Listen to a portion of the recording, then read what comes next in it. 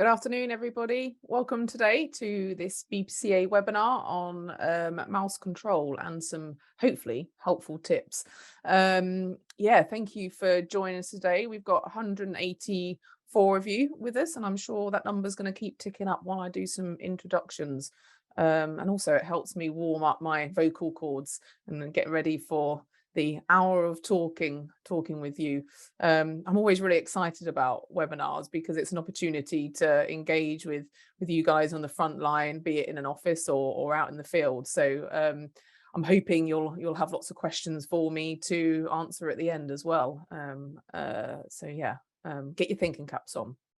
Great. So I'm going to put a little bit in the chat section about some managing your expectations, CPD and things like that. But again, just to help me warm up my voice and to give you some audible instruction on today. CPD, as always, it's an hour webinar. So it's one CPD point. The important thing as well, you've all registered. So you've hopefully put in your CPD numbers and information into the registration form. And of course, that's going to get updated automatically for you after today. But just manage your expectations. It might take sort of 48 hours or so for them points to go on. So if you pop off later today and check your CPD record and see that the points not there yet, just give us a little bit of time to do that. Okay. If say beginning of next week you can't see them, then of course by all means get in touch. But please just give us a bit of time for that. That'd be great. If you are watching this webinar later on down the line, you've gone onto YouTube and typed in, Natalie, mouse control, BPCA or something like that, and I've popped up and you're watching, you can get a CPD point. You just need to go and register it yourself. So get in contact with your relevant CPD scheme and they will get it popped up for you. Again, a lot of you might be familiar with these webinars and how they work, but just for those that are not, we have a Q&A section. So if you hover your mouse or tap on your phone, if that's where you're watching me, and you should be able to see a little box pop up with a Q&A symbol. So if you click on that, you'll be able to submit questions to me. Okay, really important thing, that Q&A area. If you have a question for me, please pop it in there because that's what I'm going to be looking at the end of the presentation today to see what questions you've got. If you have any technical issues or you just want to say hello to everybody or chat about something or share some information on the subject today with your fellow delegates here, then you can use the chat section. So like I said, my colleague, a technical support, just popped up a message about CPD and bits and pieces in the chat section. That's where you can just make general comment. If, say, my sound or video goes a bit strange and I haven't noticed, the chat section is the place to put it. And again, the technical support there that's with me will try and assist you with that. If I completely disappear, then just bear with us. I promise, said Kat or Harrison, who are sat there supporting me, if that does happen, hopefully it won't, then they'll just pop up and ask for your patience and give you an ETA on when I'm going to arrive back. So, but hopefully, we're not going to have those issues today. I've got no plans for deliveries, hopefully no knocking on the door, any noise like that. But again, if there is at any point, again, you're all used to that, but apologies if that happens. But I've closed doors and try to prevent that from happening. So no interruptions. Last thing, it's feedback. We want your feedback after today, as always. It would be nice, of course, as constructive, shall we say, but if there's anything that we talk about or any subjects that you actually think would be good for us to talk about that we haven't yet on a webinar, then please pop it in the feedback. We always need to know how we can do things better, and then also, of course, if you think things are wonderful, then again tell us. That would be amazing. Okay, I think my voice might be warmed up. I think you might all agree. So without further ado, I can see there's a couple of questions popped up in the Q&A section already. I'm not going to be looking at them yet. So if it's anything to do with technical issues or anything like that, just pop it in the chat section. But I will get to your questions at the end. There's a possibility that whatever your question is, I might cover it anyway. So we'll see. We'll see when we get there. Okay, well, get on the edge of your seats and let me get sharing my screen for you so we can move on with the presentation. As I said, talk about mouse control, best practice for tips and management. Just to manage your expectations, as I always like to do. As usual, this webinar is really, really useful to those who are new to the pest management in the UK.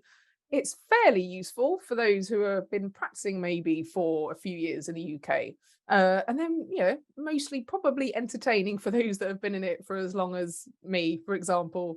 But I think the way that I've addressed this now, mouse control, best practice and tips for management, it could be a whole day course. You really could. There's so many different scenarios you possibly need to consider to be able to really get into the detail of what the best way to deal with mouse issues in a variety of different environments, and also those tips that we can maybe give you for it. So it's a really large piece of work or conversation piece. So again, I just wanted to manage your expectation in terms of what we're going to cover.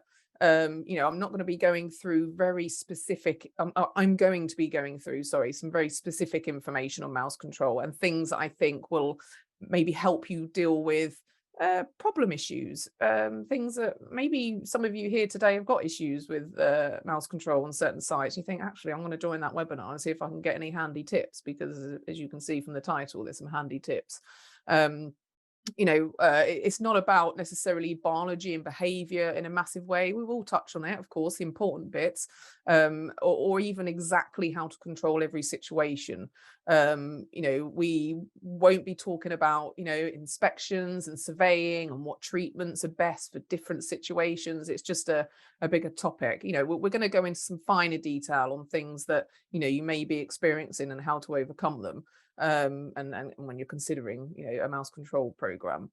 So I encourage you to, like I mentioned at the introduction, if you've got some scenarios that you actually think, I'd quite like Natalie's opinion on this, then please, again, pop it in the Q&A section. It's not just for specific questions like how big's a mouse's ear or something. Being silly, but you can give some scenarios, as long as they're not too long, because of course I've got to read them out and I don't want to bore anyone too much. But yeah, it would be good to get your thoughts, get your the issues you're facing, and we can have a chat about it.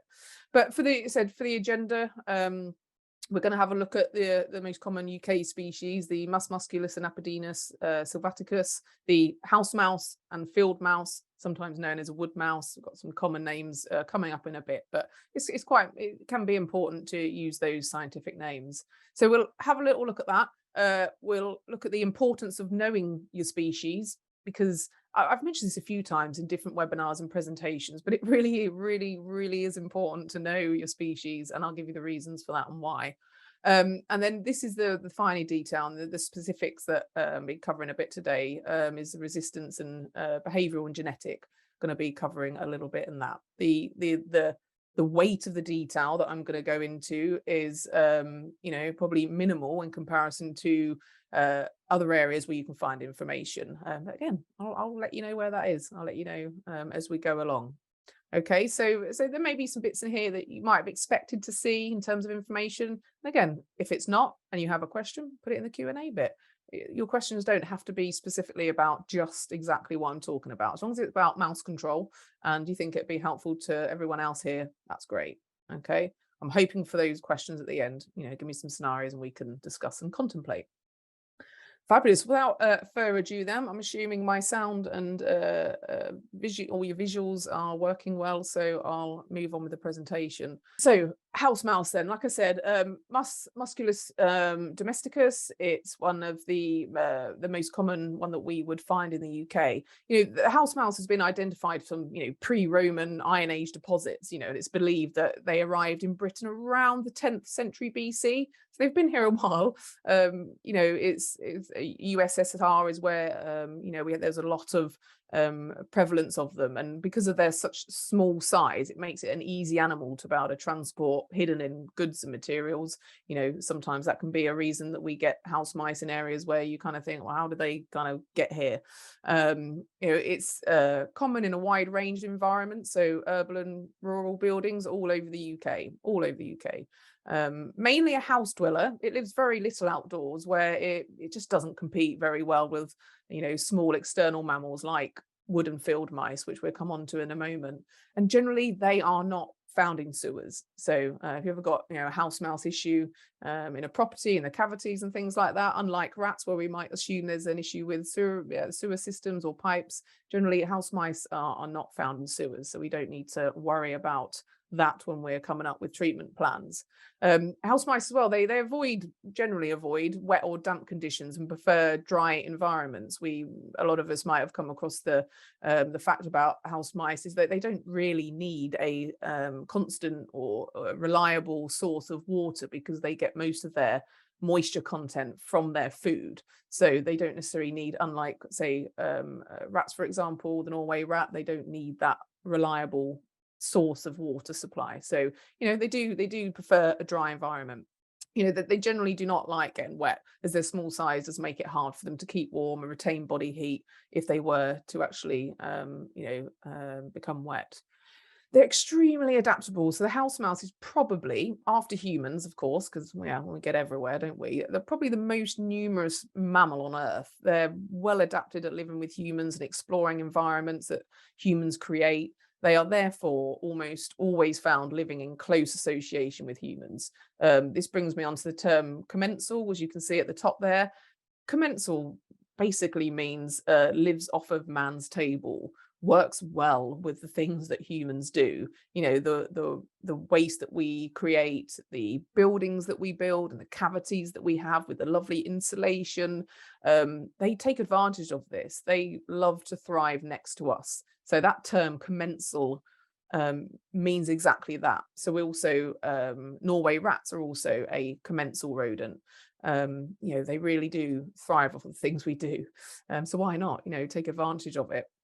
They're omnivore. They're omnivores, so they will eat anything, whether it's cheese or nuts or tuna sandwich that's been discarded on the outside of your bins. But generally, they do prefer grains and seeds. You'll see a lot of the products that you may purchase. So the rodenticides that you get for mouse control, the base formulation a lot of the time is based around grains and seeds, just because it's appealing to their natural instinct or preferred food source. But they are omnivores. They will eat anything.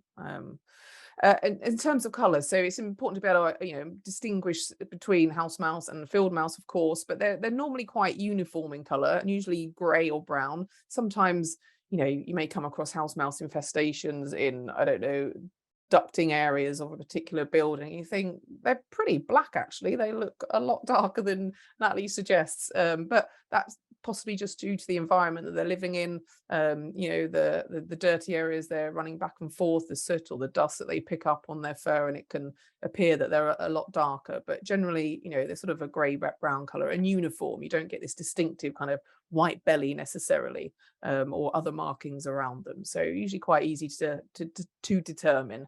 And their tail is about 80% of their body and head. So just ever so slightly shorter. If you were to measure from the tip of their nose to where their tail starts on their body, it's about 80%.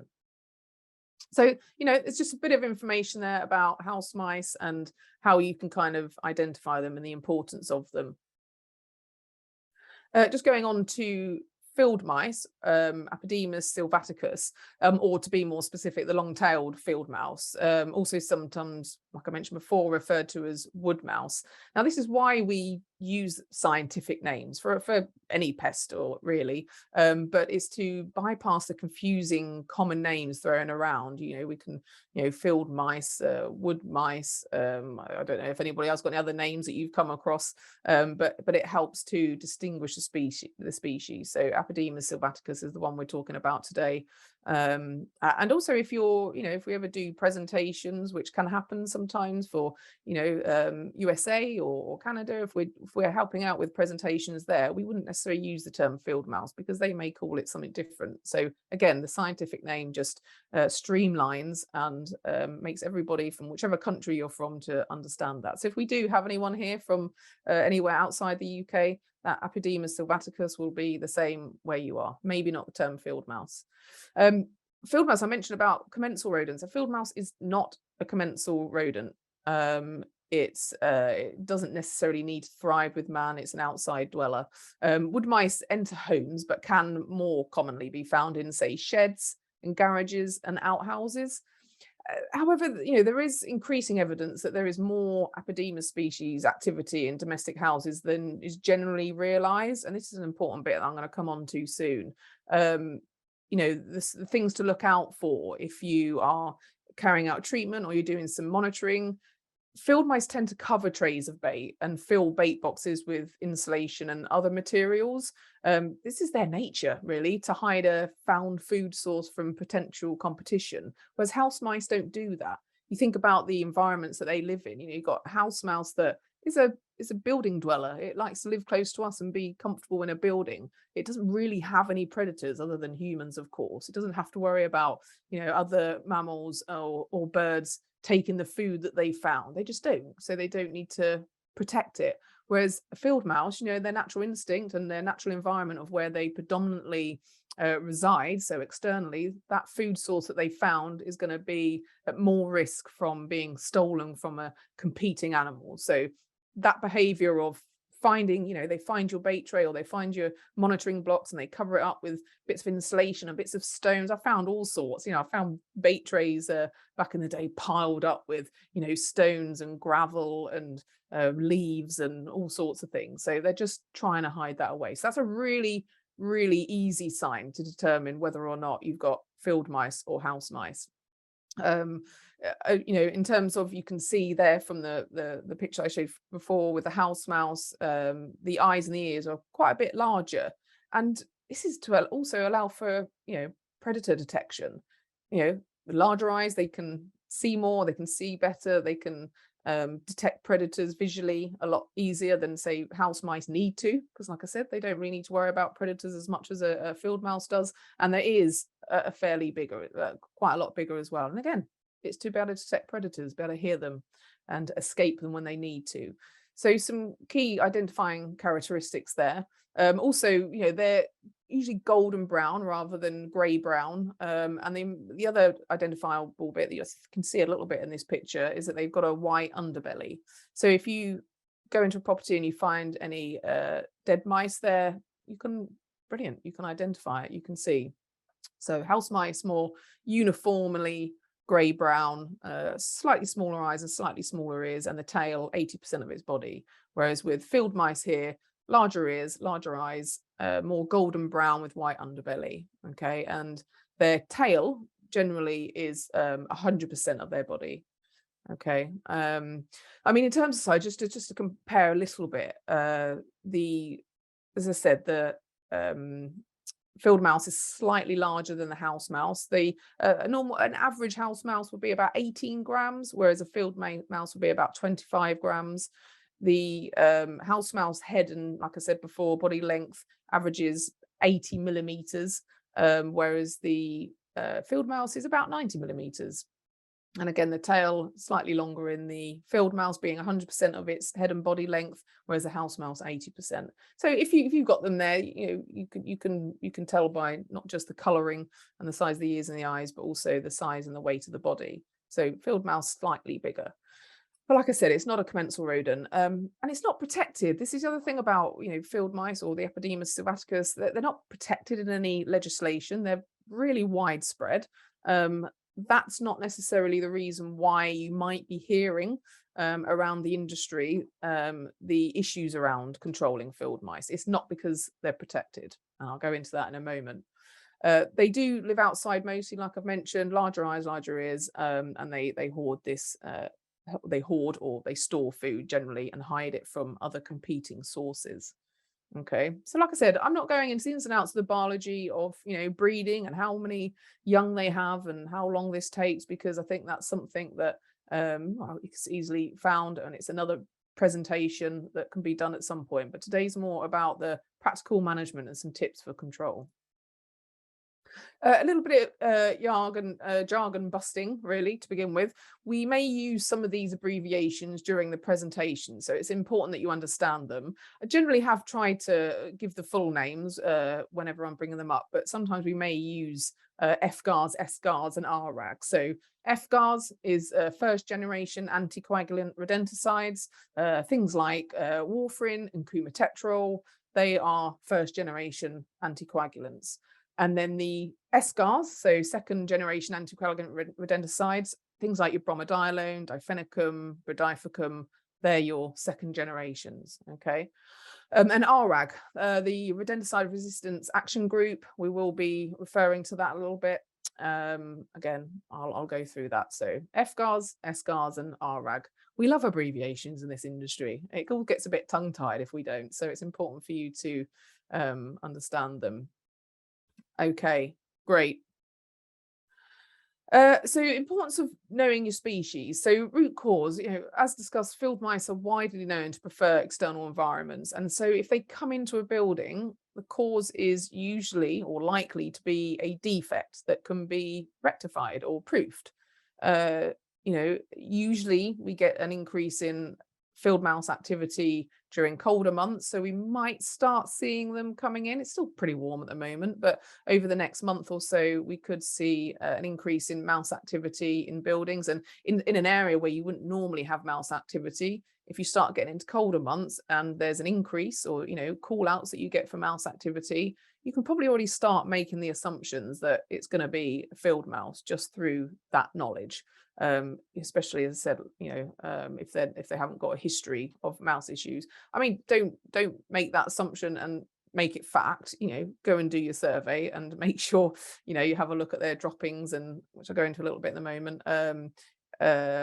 Make sure you have a look at, again, if you've got any monitoring baits there, hopefully, you're using non-toxic monitoring baits. And if you do have that habit where it's all covered over, again, these things you can use to identify which mouse it is, because it's important to know that. And again, the root cause will help you, solve problems permanently, and, carry on keeping your customer free of these things. Because again, we want to solve things permanently. You might think, but we might run out of work if we do that. No, not at all, because you're there to keep it that way.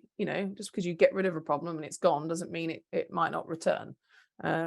But yeah, looking at that root cause, if it is a field mouse, then there's going to be some proofing defects and you want to address those. For house mice, for example, if you do find, you think, actually, this site hasn't had an issue with mice before, so probably field mice. And then you go along, have an inspection and find that, no, I found a dead carcass, or you found some droppings. The field mouse droppings are generally a little larger and slightly rounder than the house mouse droppings. Again, you do have to have quite a keen eye, and sometimes it's easy to have a comparison. So I do recommend, might seem a bit gross to some people, but I certainly did it. Any opportunity I had back in the day when I was out and about to collect things and put it in a little Petri dish or a sample tube, I would, including droppings. So, if you've got a house mouse infestation, put some droppings in a tube. Do the same with if you get field mice, and do the same if you get rats, or also this goes for insects. Any insect carcasses or adult bodies you can put in there as well. And it's just something you can refer to every now and then to compare the differences. And certainly field mouse and house mouse droppings, it's good to have the two there, so you can go, yeah, they're definitely larger than the house mouse droppings, so I think they're field mice droppings. Okay, hopefully that made sense and I didn't babble a bit, but really good to collect these things and gross your friends out maybe one evening when you've had a drink. I always enjoy that. Said with house mice, normally, if you find that it's a new infestation of house mice, they may have been brought in on goods and materials. Like I mentioned at the beginning, they're small size, they're adaptable, they're curious, they've got a curious nature. They like to explore lots of different things. Again, that kind of comes back to, again, I'm not talking about baiting strategies on this presentation, but normally with mice, generally you will appeal to their natural instinct to feed little and often on different materials, different food sources. So again, from them doing these things and exploring environments, they can get caught up in maybe goods that are being delivered to sites, and of course then suddenly the customer that you've got that never normally had an issue has now got a rogue mouse running around. And if you're unlucky enough to have a breeding pair that happens to be brought in, then it could become more of an issue.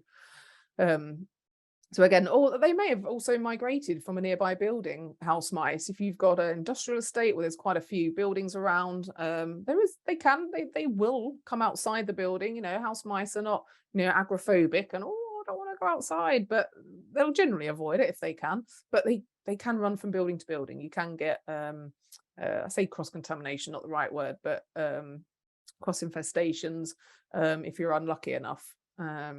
So with house mice, because of the way they're brought in, the fact that they live within buildings generally, external proofing can absolutely help. Like I said, if you have a busy area, you can prevent mice from getting house mice from getting into the building. If, say, there's a neighboring property that could have that cross infestation. But generally, if you've got house mice in a building already, proofing external areas isn't necessarily going to, solve much.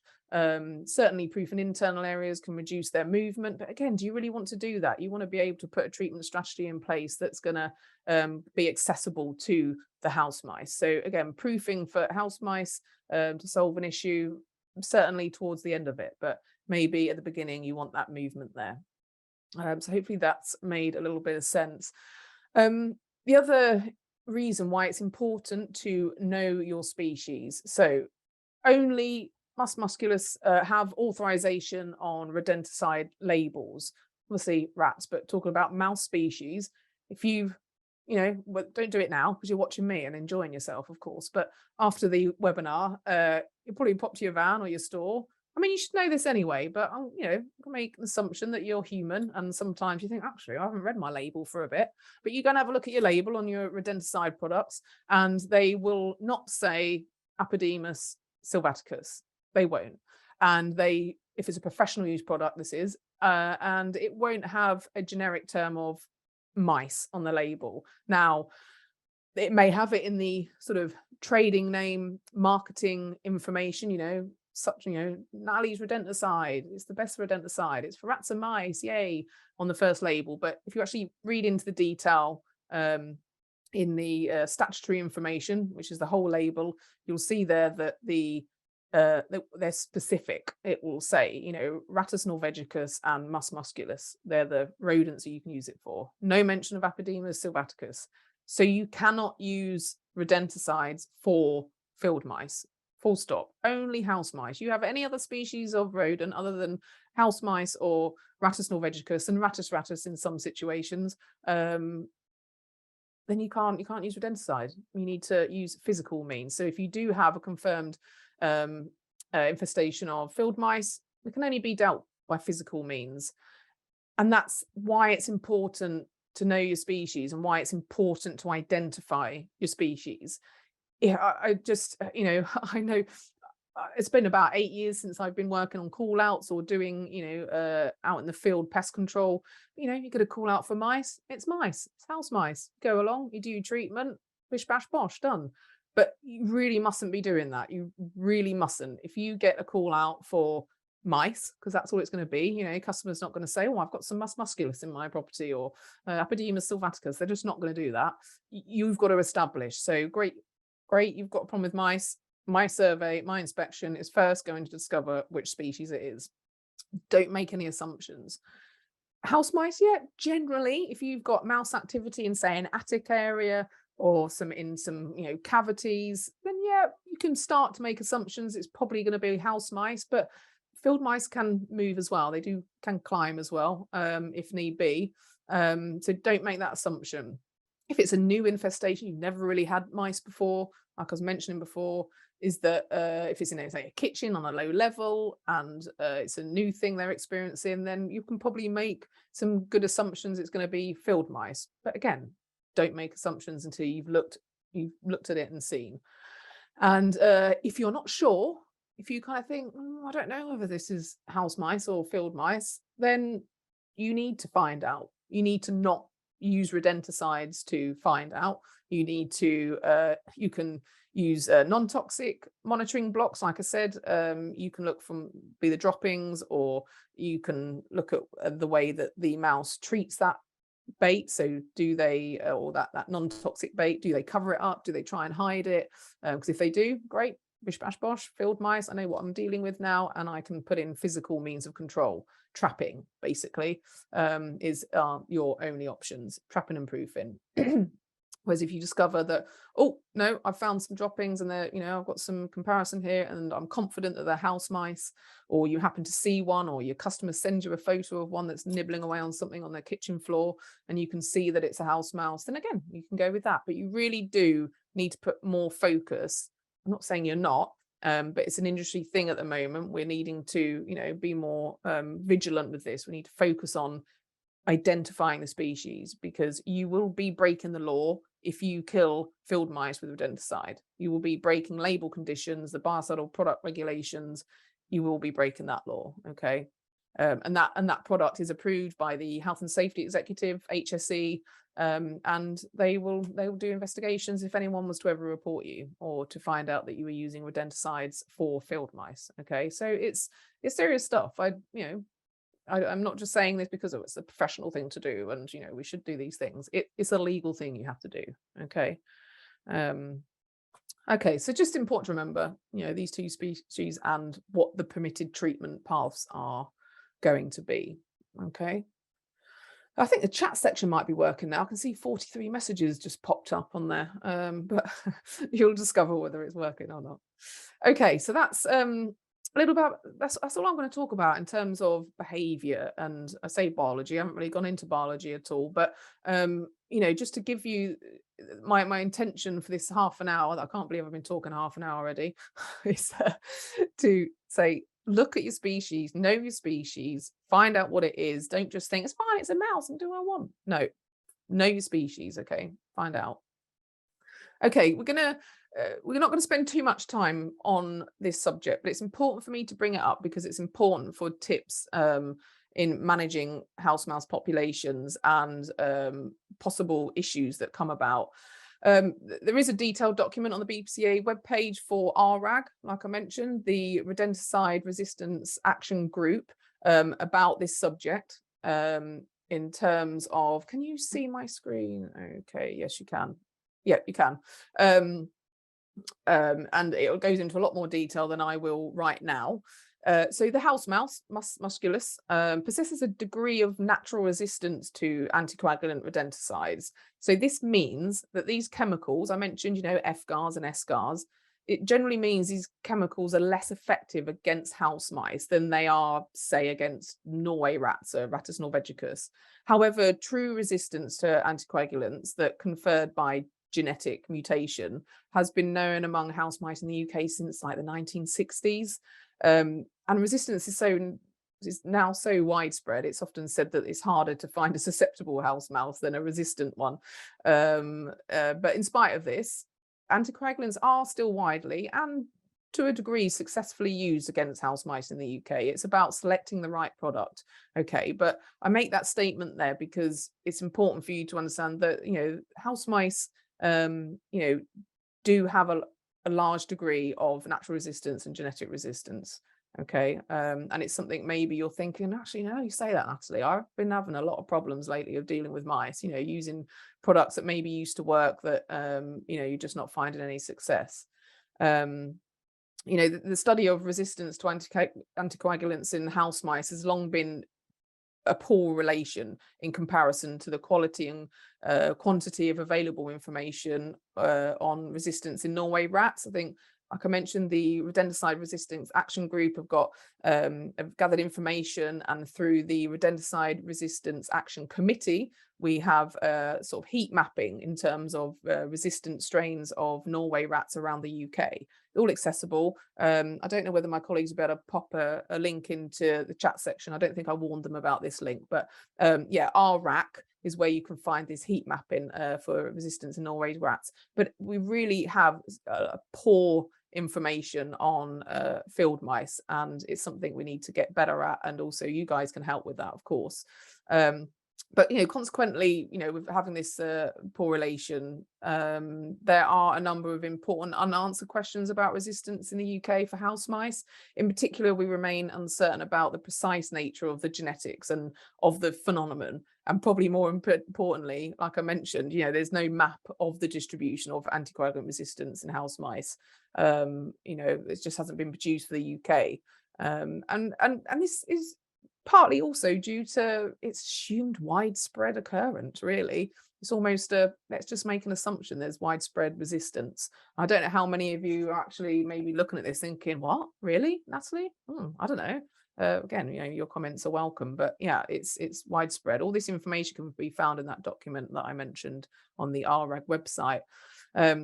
They do DNA sequencing. That's what's carried out to establish this. I am not a scientist. I don't do the DNA sequencing, but they look for certain abnormalities when they're doing the DNA sequencing, and this is where they can find different strains of resistance, and they're numbered. And again, that document you can go and have a look at, and it'll give you more detail on the resistant strains that are out there. Genetic mutations, they generally occur randomly. And this is just through, I mean, it's any genetics, things occur randomly. It's very, sometimes it's a phenomenon that occurs. And then before we know it, you have, say, a breeding pair of resistant mice to, say, second generation anticoagulants or first generation anticoagulants, and maybe a couple of the second generation ones, difenicum, bromadiolone. If they start breeding, they're going to create a whole population of resistant house mice. So, or if you've got a population of, say, susceptible house mice that easily and quite happily for you succumb to your second generation anticoagulants that you're using, even if you've just got a couple in that generation of mice that have this random mutation that occurs when they were born, when they were birthed, then obviously you're not going to kill them too. Let's say there's two of them, you might have loads of success with this population here that's susceptible, but these two here that's got this random genetic mutation, they're not going to die. And then within a period of time, weeks or months, you'll think, hang on a minute, this problem's reoccurring again. Why is that? And then once you're into the treatment again, thinking, why am I not getting control over this population? They just don't seem to be succumbing to my rodenticide. That's because that, those two that have survived with that genetic mutation that's created resistance to that product you're using are now taken over, and that's the whole population, and that's where problems occur. So you've got to change your strategy. And of course, like I said, this can be passed on to the succeeding generations. So we need to be aware of that. And that's why we like to sometimes rotate rodenticides when we're using them, just in case we do have a random occurrence of a genetic mutation. More testing is needed. So the Animal and Plant Health Authority assist, or APA for short, assist the rodenticide resistant action group in running tests on Norway rat tails, but we do need more information on house mice, and it's something that we implore everyone to do. So BPCA website, we've got more information on there. We can again pop some links possibly in the not Q&A, in the chat section. If not, pop us over an email to technical@bpca.org.uk and I can forward you the information. Okay. Just a tiny little bit more on genetic resistance and just some terms that you might see out there. So you've got these two different definitions of resistance. So resistant factors. This is basically the factor by which the dose of rodenticide required for a susceptible rodent population must be multiplied to achieve the same effect in a resistant population. Okay, so they're the factors associated with it. Technical resistance, this is a term used in cases where resistant tests identify resistance, but where resistant factors for a given anticoagulant are low and the resistance is likely to have no observational practical effect. So we may find resistance within that animal, like technically, but actually observing it in a practical sense in terms of your treatment strategy, you might not actually observe that there's resistance in that population. So technically they have it within their genetic buildup, but in the field it might not be observed. And practical resistance. So this is a term used in cases where resistance tests identify resistance and resistant factors for that given anticoagulant. But those resistant factors are sufficiently high so that an acceptable level of control is unlikely. So your practical resistance is basically you're unlikely to get control with products containing the anticoagulants that they're resistant to. So that practical resistance is the main one that we probably deal with if there is an issue. And then metabolic resistance, this applies where the physiological change, not directly associated with a major resistance gene, confers a degree of resistance. You know, an example is an enhanced elimination of anticoagulants by enzymes of the cryofoam A450 group. So these are all the different factors, these are all different terms you might use there. Go and have a look at this document, BPCA website, search RAG, and you'll see the documents on there on how to overcome and the information on resistance or house mouse resistance to anticoagulants. Okay, just a few definitions there you'll see in that document. So being a bit more practical about it, you know, the recommended use, and again, this is all in the document there that you can read a bit more on, but the recommended use for anticoagulants, basically first generation anticoagulants should not be used for mice in the UK.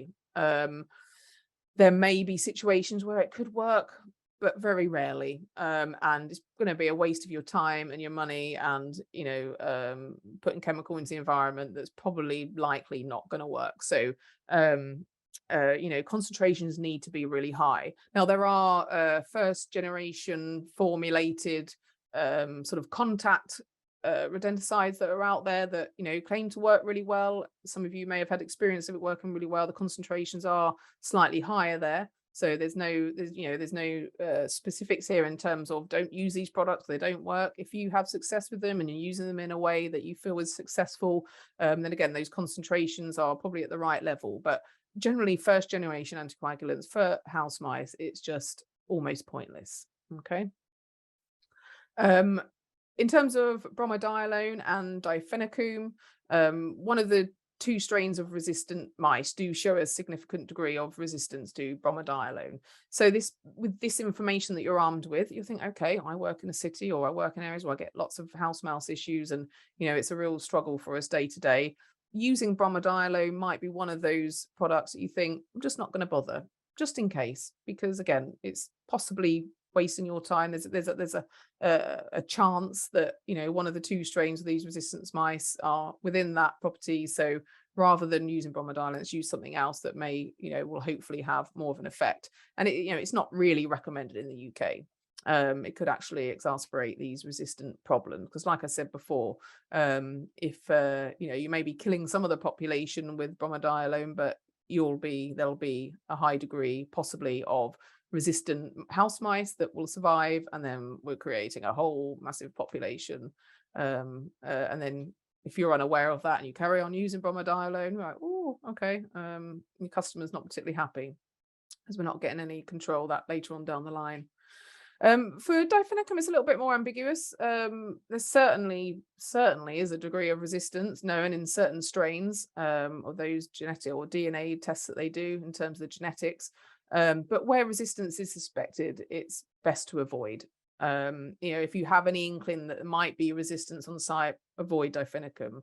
But it might be one of those products you consider rotating with other second generation anticoagulants. Some of you may say, well, actually, Natalie, I've used it. I use it quite a lot. It works for me. I find dead mice. There's no issue. I've had no issues. Then, of course, that's your judgment to make. But as I said, the studies that have been done, you know, it's best to avoid, but it is a product that is still used quite widely. So brodifacoum and fluclomifen, these are the most potent active substances that are available on the market. And there's good evidence that mice resistant to other anticoagulants that I've just mentioned, so bromadiolone, difenicum, and then first generation anticoagulants, there's good evidence to suggest that they are susceptible to these actives. There's no resistance. There's no resistance that's been found as of yet in any of the tests that have been done around the UK or elsewhere. As I said, the University of Reading, you can see it says here Y139C. That's just the coding that's given to the specific change in the genetics within the DNA testing that they do. That's a number associated with it. You'll see if you go and have a look at the RAG document on resistance in house mice in the UK that there's tables of these things. It tells you, so Y139C, whereabouts in the UK exactly that is. That's possibly the Hampshire one. Don't quote me on that. But they usually, you have a table, it'll have the resistant code. certainly for Norway rats, not so much house mice, because like I said, the mapping is not quite as good. We need to improve on that. But certainly for Norway rats, it'll tell you the location around the UK in terms of county. So, Lincoln or Yorkshire or Hampshire and so on and so forth, London. It's a good thing to do. So the University of Reading, they're the ones who confirmed that. We now use APA, so the Animal, Plant and Health Authority. They do the DNA sequencing for ARAG and collect information. Maybe some of you have done some tail testing and sent it off. Certainly it used to be the University of Reading that carried that out for us. But now it's APA.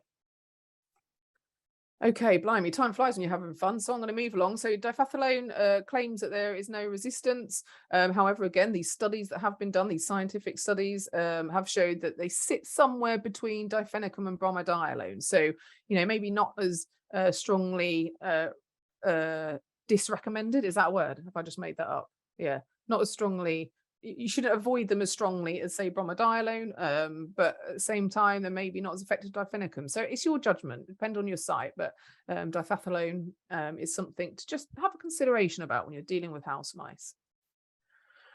Okay, overcoming the genetic resistance. I mean, really and simply, if you suspect resistance, change your strategy. If you're using, one of those bromadiolone or diphenychum, use, brodifacoum or flucumaphen.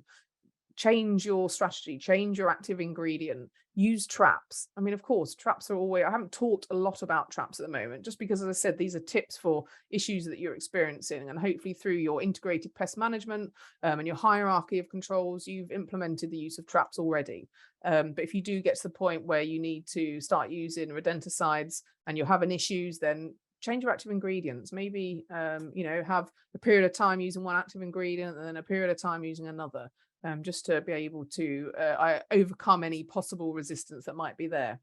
And identify if you have an issue. Like I said, tail tests, we do want some more. I've got loads of packets of them in the BPCA office, which is not helpful to any of you, but we're going to hopefully be bringing them to our regional forums, our physical forums, and talking to you a bit more about resistance and imploring you to do some more tail testing, rats, of course, but also, we want to be looking at house mouse as well, house mice. If you do take one of these tail testing packs, please use it. Please don't, they're expensive. CREW, the Campaign for Responsible Rodenticide Use, they fund a lot of these things and put them together, and they cost money, and there's not an endless pot of money. It's a charitable organization. So if you do take one of these tail testing kits, please use it. Okay, please send off those tails to get them tested, so that we can help everybody else by mapping issues that we find. Really important to do that. Okay.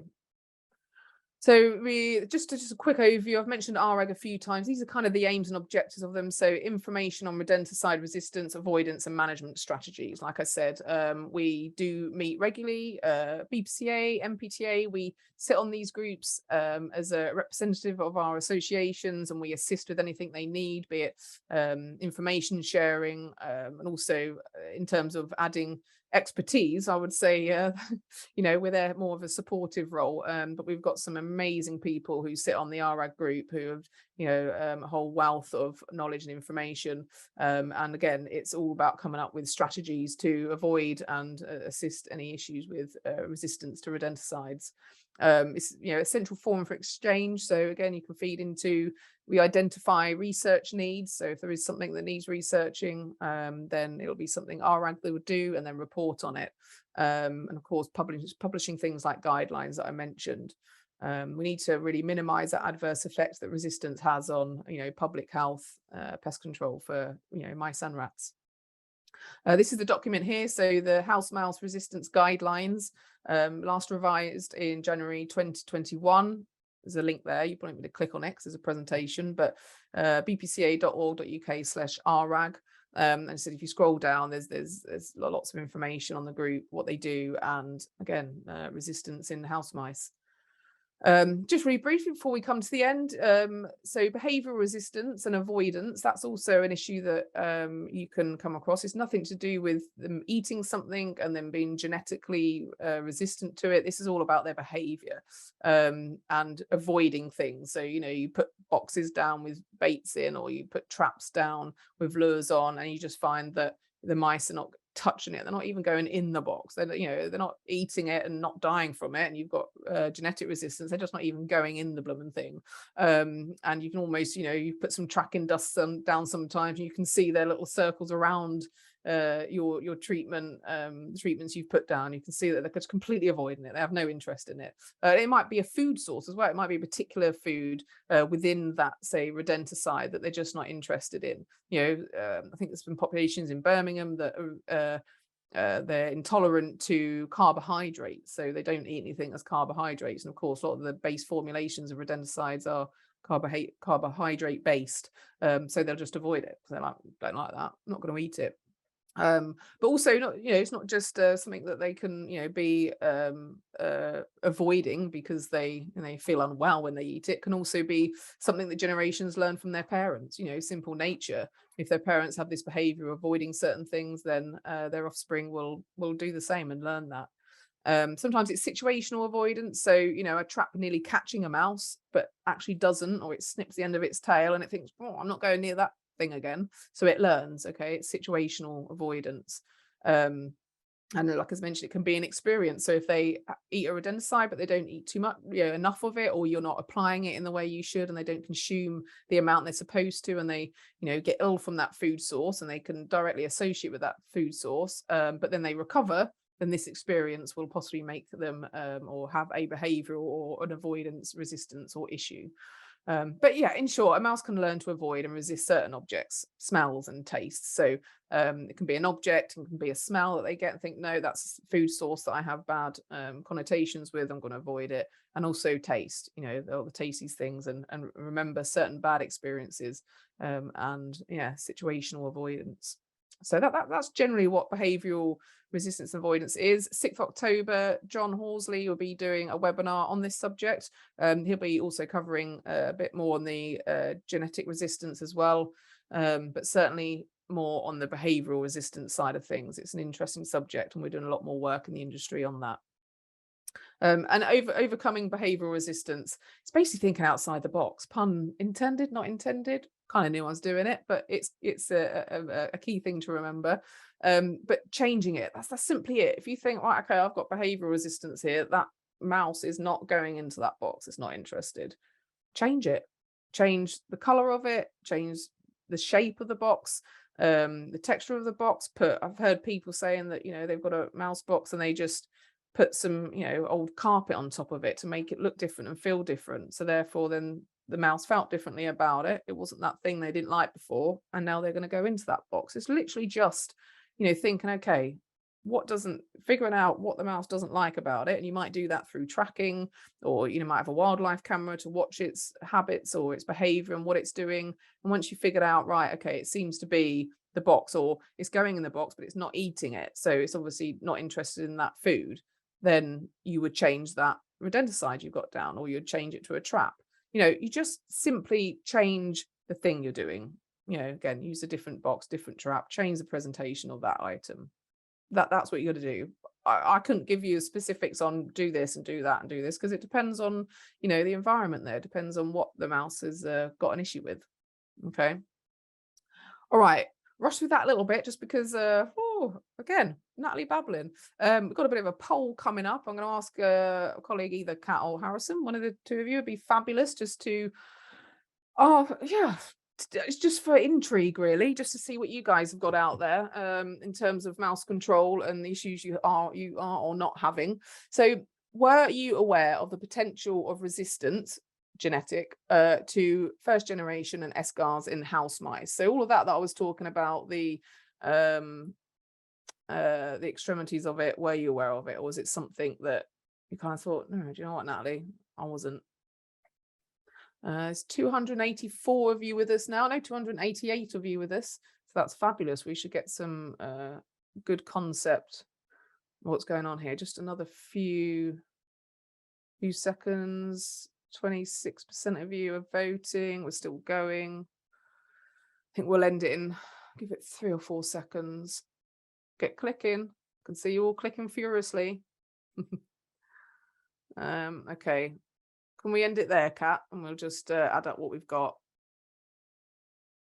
That'd be great. So I'm going to share the result. Oh yeah, you're sharing the results now. So, okay, most of you, 68% of you have said, yep, you were aware of it. 18% of you sort of, because yeah, you're kind of like, well, I kind of knew a bit about it, but actually maybe you're not applying it when you're out and about. Well, we've all done that, haven't we? You sort of think, yeah, I'm aware of that thing, but no one's gone on at me about it too much. So I'm just going to carry on what I'm doing. Totally, we've all been there. And then 14% of you know. So yeah, okay, 14% of you that are watching, great. Hopefully I've some new information for you. That's a good percentage for me. But yeah, it's good to see a lot of you also. It's good to see that, you are aware of that.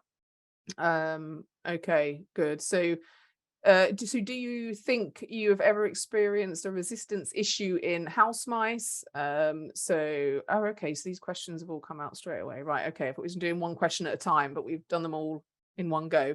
So do you think you have ever experienced resistance issues in house mice?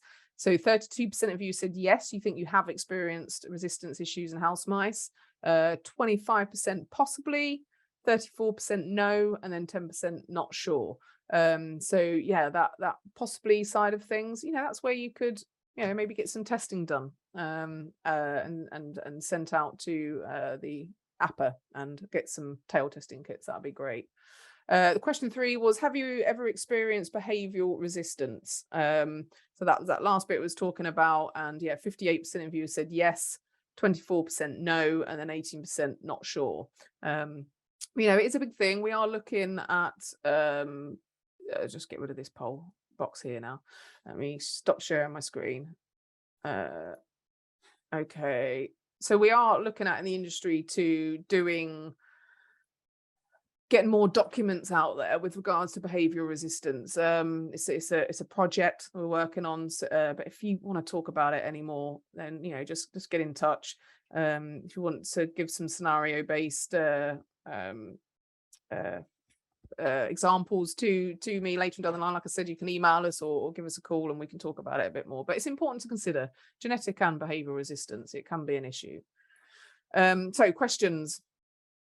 So Mike here has asked about CPD. Mike, if you just get in touch with the BPCA office about CPD and how you get them, they can answer that. But I'm not going to do it now just because I need to get to the technical questions. But yeah, get in touch with us, give us a call in the office. John, can we have the presentation? It'll be on YouTube. I mentioned that at the beginning.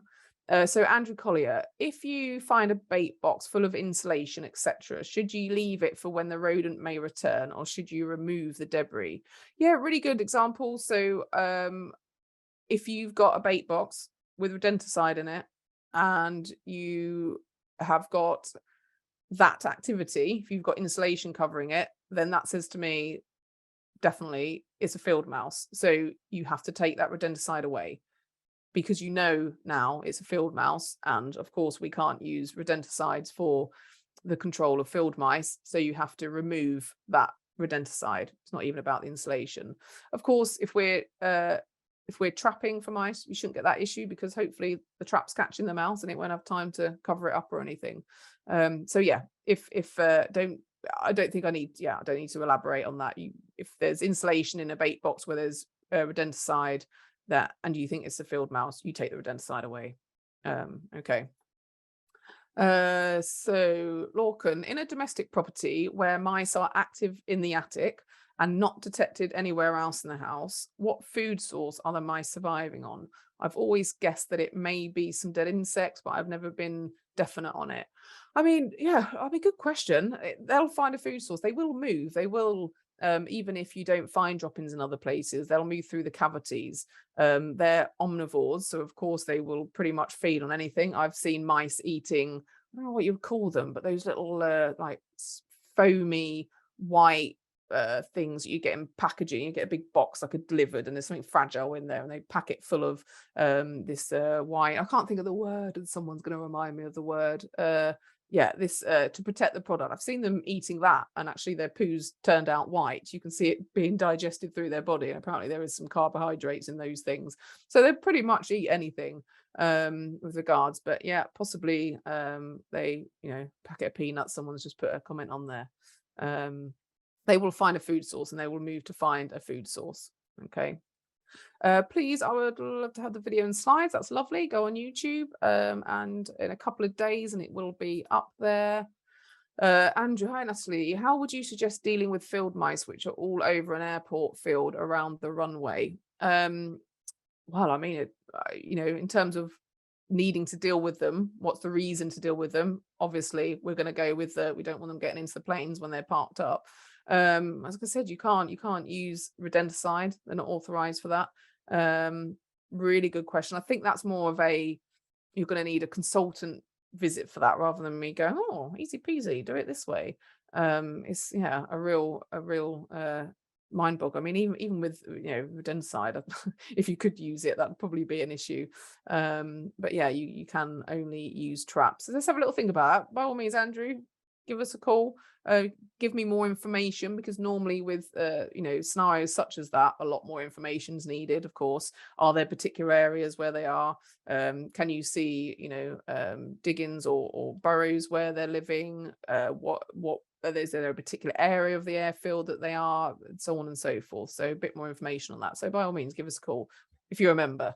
If you're not a member, I might tell you have to be a member before I chat to you. But yeah, give us a call and we can chat about that a bit more. Colin, any technical reason why house mice favour pasta bait formulations versus grain bait formulations in summer? Of late, I'm finding less palatability of grain bait in hotter months versus colder months. So good question, Colin. Using my common sense, and I suppose maybe something I've read before. So like I mentioned, house mice don't need a reliable source of water. They don't really drink as such. They get all of their moisture from their food. So some of the formulations that are developed do have quite a high moisture content, and the pasta baits being one of those. Whereas you think grains are quite dry, aren't they? So they don't get as much moisture content. So they may prefer to go for these pasta bait formulations rather than the grain ones. Hopefully that's answered that one. So Stephen, can you post the tail testing kits to BPCA members? So I've got like 50 packets in the office, and they're all for our forums. If you, again, I don't know if a cat can put a link on or not. I haven't prepared it for this. So if not, again, you can email the BPCA or technical@bpca.org.uk, and we can give you the details on where you can apply for one. I say apply for one. You just send an email to the department that sends them out, and they'll send you a kit. Easy peasy. We don't send them out. It comes directly from crew. Okay, Stephen. So go on our website. You'll see it there on the bpca.org.uk/rrag. You'll see the information down there in terms of tail testing and where to order them from. We're running over a bit over time. I'm going to go for another 8 minutes. Everyone that's happy to stay, please do. Anyone that's not, then catch you later. But Stuart here has asked, how about the likes of Harmonix and Cilantro? I'm going to mention them too, because they're really only two products with cholecalciferol in. Or let's say, how about the likes of cholecalciferol? Is it still a case of nearly 0% secondary poisoning and resistance? Yes, certainly. So the secondary poisoning is not an issue with cholecalciferol, just because of the way that it's digested through the body. There's no persistence there. It doesn't act like second generation anticoagulants. It's based on a buildup of calcium deposits in their livers, and of course that's not something that say a bird of prey feeding on a dead rodent from cholecalciferol would suffer from. So no, the secondary poisoning is not an issue. And in terms of resistance, no known resistance, full stop, really. Yeah, so cholecalciferol, certainly a recommendation. How best can one dispose of dead rodents and rats? Does a dead rodent smell?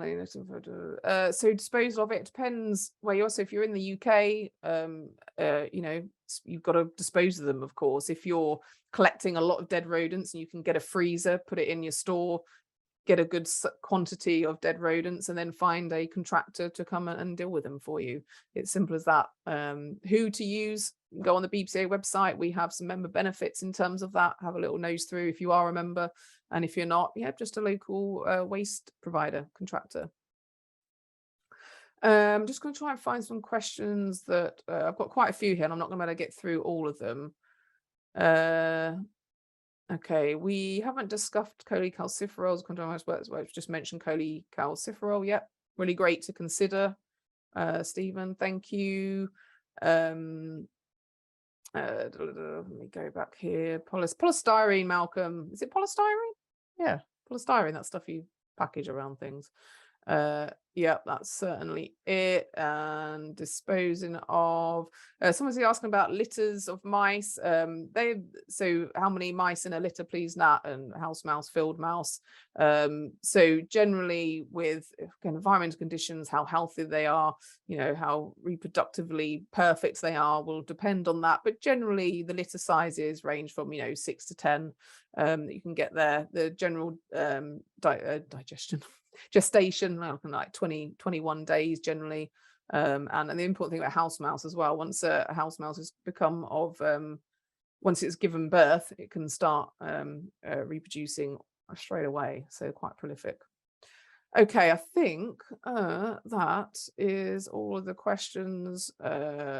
John's asked, aerosol spray repellents are on sale, do they work? Don't know, John, I haven't used them. You know, if it says on there this is an aerosol that repels mice, I mean, maybe they do, but I haven't seen them. Gonna go and do a bit of searching, but never used them myself. But give it a go, I suppose. Okay, can tell Natalie's coming to the end, needs a cup of coffee. Thank you. There's 242 of you with me still. You obviously found me entertaining. And it always is towards the end, isn't it? Yeah, I appreciate you staying with us. Again, remember 6th of October, got some more information on behavioral resistance if you want it, and genetic resistance. And yeah, hopefully, yep, see you the next event, be it digital or physical. Have an amazing day, everybody. And thank you for coming along. All right, take care.